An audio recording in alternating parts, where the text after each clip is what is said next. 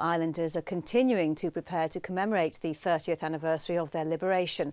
Since the retaking of the islands, the British military has grown to become a major presence, as Matt Teal explains.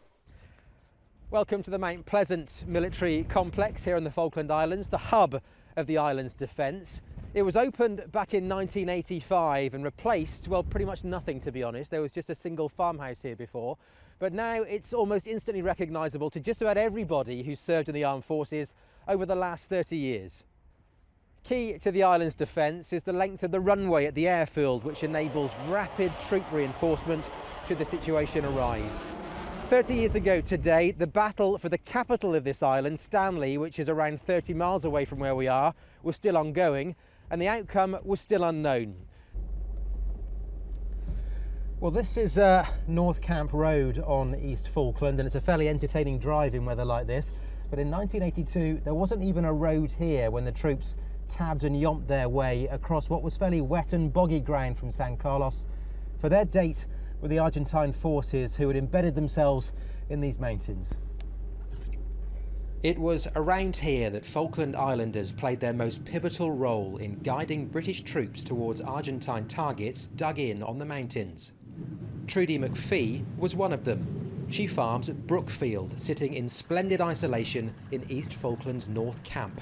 She spearheaded a team who risked their lives to guide and ferry British paratroopers and supplies to the front line. I just felt so angry that these people were just sort of bullying us and taking our life away, and you know, if I could help in any way to get rid of them. After their long yomp across the island, British paras and Marines were preparing their final offensive to retake Stanley. They had a convoy ready but needed someone local to lead it in the dark. Islanders stepped up to the plate and led the paras to Mount Longdon, coming under fire several times from Argentine positions. Roger Patton, he was the 2IC of the paras. He said, right, he said, things are getting pretty serious now. He said, you know, tonight some of us mightn't all come home. And he said, I'd like you to stand down and just write a letter home and, you know, leave it here because we mightn't get back. And I think that was the worst. When you're doing things, the adrenaline's pumping, you're not thinking, but if you stop and think. And I thought then, oh, this is getting a bit serious, isn't it?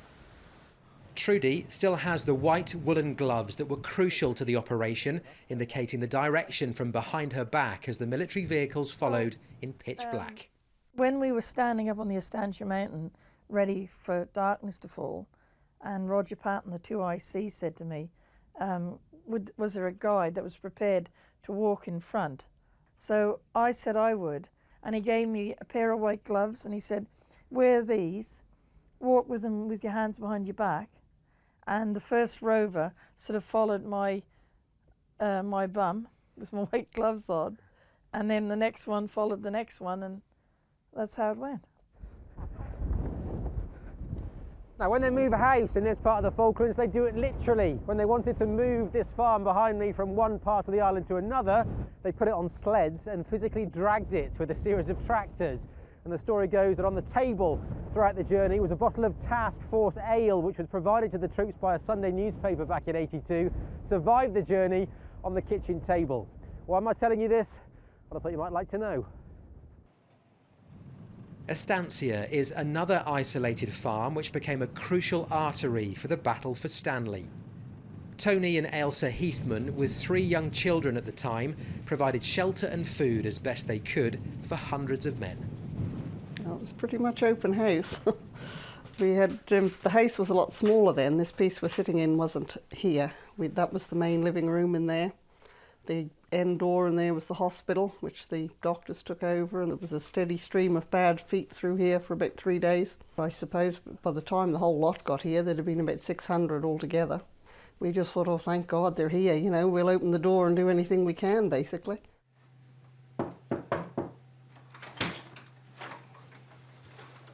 Tony Nelson, how are you? Sorry to impose, but we're just on our way from Teal Inlet down to Longdon.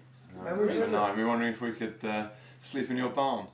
By a strange quirk of fate, when the Heathmans were telling us their story, there was a knock at the door, just as there had been in 1982, when the Paras arrived. It's really finally sunny. It's been a cold day. 30 years later, it was 3 Para again, retracing their steps to Mount Longdon, but this time as the island's resident infantry company. I was 12 at the time, and my RSM was a similar age, and the Falklands, really, and particularly 3 Paras part in the Falklands, and Mount Longdon, which to us is an iconic and particularly hard-fought battle, are really what inspired us to join the parachute regiment. We will never forget what sacrifices were made for us, and although we will celebrate a little bit on Thursday, we won't ever forget what was given for us either. Back at Brookfield Farm, perhaps Trudy's ultimate accolade is in her visitor's book, when one Carol Thatcher wrote, "You remind me of my mum." I know this is a stupid question, I'm going to ask it anyway. Is the desire to stay British as strong as it ever was? Do you want a black eye? Oh dear. I walked into that one somewhere. Well, the man in charge of the present-day defence of the Falklands, as well as the British Islands further south, is Commander British Forces Brigadier Bill Aldridge. When I spoke to him, I started by asking him about the plans for this week's 30th anniversary commemorations and what part today's armed forces would play in them. It's very much a supportive one.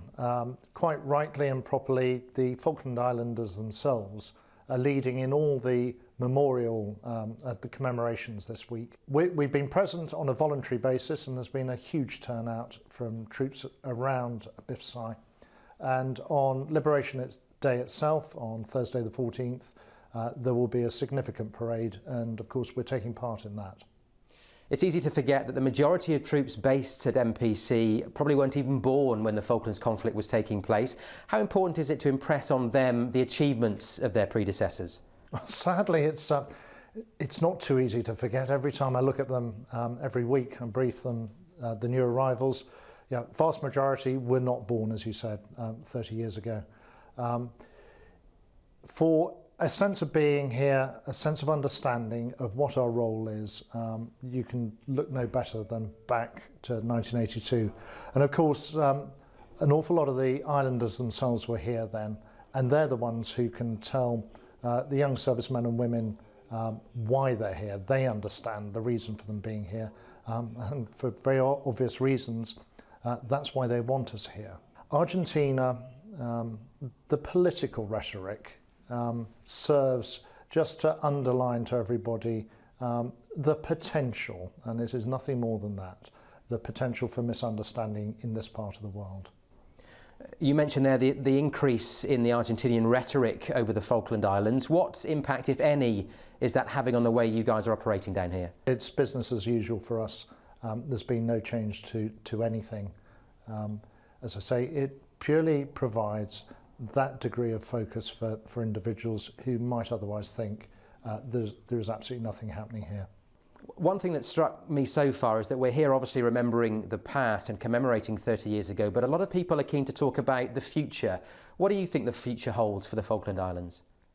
Well, it's wherever the Falkland Islanders want to take it. It is a bright future, and you're absolutely spot on to pick it up.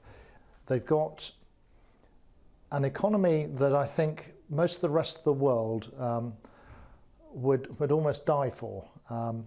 Extremely well supported, and they're totally self-sufficient in everything except foreign policy and defence.